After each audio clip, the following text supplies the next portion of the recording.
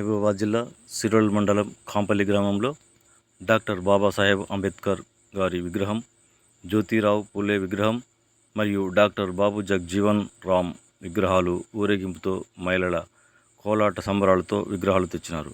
ఈ కార్యక్రమంలో తెలంగాణ రాష్ట్ర అంబేద్కర్ యువజన సంఘం దళితరత్న కామ సంజీరావు మరియు ప్రతాపని పుల్లయ్య, గ్రామ సర్పంచి రేపాల ఎల్లమ్మ వెంకట వీరయ్య మరియు అంబేద్కర్ యువజన సంఘం గ్రామ నాయకులు పెద్ద ఎత్తున ర్యాలీలో పాల్గొనడమైనది.